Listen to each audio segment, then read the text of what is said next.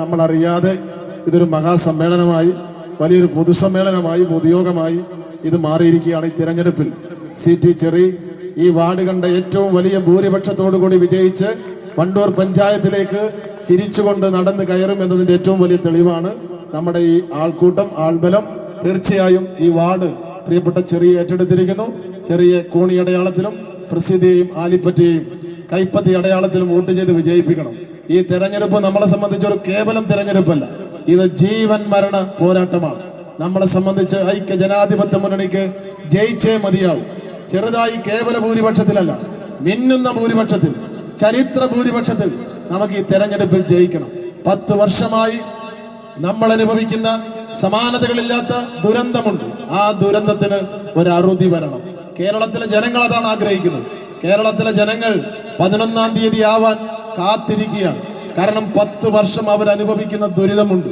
ഓടിച്ചെന്ന് പോളിംഗ് ബൂത്തിൽ, ഓടിച്ചെന്ന് കൈപ്പത്തിക്കും കോണിക്കും വോട്ട് കുത്തി കുത്തി ഈ പിണറായി വിജയനെതിരെയുള്ള കൈത്തരിപ്പ് തീർക്കാൻ കാത്തിരിക്കുന്നവരാണ്, കണ്ണിലെണ്ണയൊഴിച്ച് കാത്തിരിക്കുന്നവരാണ് ഈ നാട്ടിലെ വോട്ടർമാർ. അവരെല്ലാവരും നമ്മളെ ജയിപ്പിക്കാൻ തയ്യാറാണ്. കേരളത്തിൽ മുഴുവൻ ഐക്യ ജനാധിപത്യ മുന്നണിയുടെ ഒരു തരംഗാണ്. നമുക്ക് തൂത്തുപെറുക്കി തെരഞ്ഞെടുപ്പിൽ ജയിക്കാൻ കഴിയുന്ന ഒരു തരംഗം കേരളത്തിൽ സുനാമി പോലെ ഇങ്ങനെ അലയടിച്ച് ആവേശത്തോടെ ഇങ്ങനെ വരികയാണ്.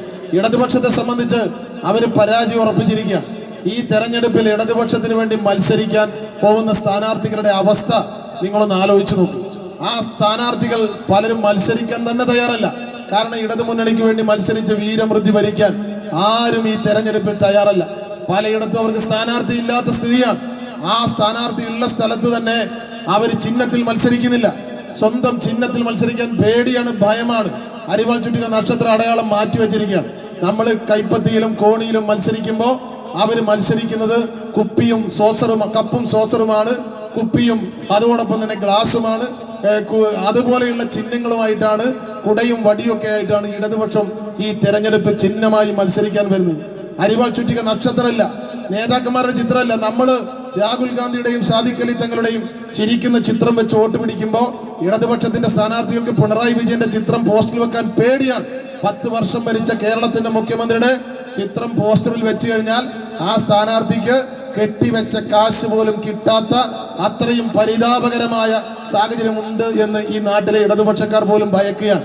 സ്ഥാനാർത്ഥിയുടെ ചിഹ്നം പാർട്ടി ചിഹ്നമല്ല, ചെമ്പതാക, ചെങ്കൊടിയില്ല. പാർട്ടി മുന്നണിയുടെ പേരിലല്ല, ഇടതുപക്ഷ മുന്നണി എന്ന പേരിൽ മത്സരിക്കുന്നില്ല. ജനാധിപത്യ മുന്നണിയും ജനകീയ മുന്നണിയും പലതരത്തിലുള്ള കൂട്ടായ്മയായിട്ടൊക്കെ അവർ മത്സരിക്കുക.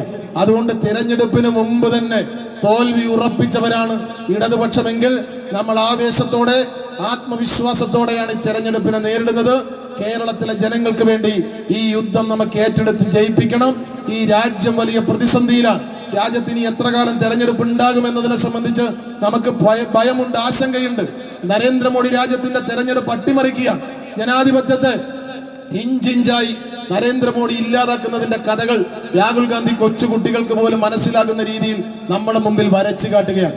ഈ രാജ്യത്ത് വോട്ടർ പട്ടികയിൽ ക്രമക്കേട് നടത്തി, വ്യാജ വോട്ടുകൾ ഉണ്ടാക്കി, ഇരട്ട വോട്ടുകൾ ഉണ്ടാക്കി, കള്ള വോട്ടുകൾ ഉണ്ടാക്കി അധികാരം വെട്ടിപ്പിടിക്കുകയാണ് നരേന്ദ്രമോദി. അതിനെതിരായി രാഹുൽ ഗാന്ധി പോരാട്ടം നടത്തുകയാണ്.